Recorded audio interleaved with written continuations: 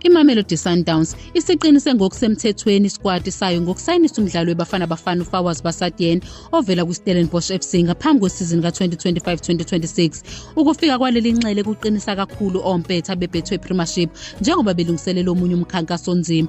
uBasadien ochitha amasizini amathathu adlule kuStellenbosch FC ujoyine lezi zinkunzi zaseTshwane kulandela ukuqagela kwamasonto amaningi ngekusasa lakhe.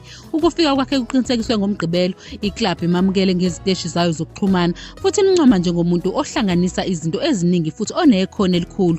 Lo mdlalo wasemuva oneminyaka engu-28 ubudala ubehehe isasasa emaqenjini ambalwa adlala esigabeni esiphezulu okubalwa iKaizer Chiefs neOrlando Pirates, kodwa iSundowns yawunqoba umbango wokumsayinisa. Isikhathi sakhe kwiStellenbosch sabonakala ngokudlala ngokungaguquki okugqanyiswe yiqhaza lakhe ekunqobeni kweqembu iCarling Knockout Cup ka-2023 kanye nokugijima kuyingqophamlando kuma-semifinal eCAF Confederations Cup. Ukugqama kwaBasadien ngesizini edlule kuqhamuke negoli elimangalisayo bebhekene neCape Town City FC okumenze waqokelwa kubethwe Premiership Goal of the Season kusembangweni yendondo nozakwabo omusha uLucas Ribeiro noClody Lilepo weKaizer Chiefs. Ukuhamba kwakhe kusho ukuphuma kwesithathu kuStellenbosch FC kuleli windi kulandela umnyakazo kaTaylor Smith noFazi Abrahams. uBasadien ujoyine iskwadi seSundowns ekhempini yokulungiselela isizini eseRustenburg njengoba besaqhubeka namalungiselelo omdlalo wabo wokuqala we-M1080 neRichards Bay eLucas Moribe Stadium.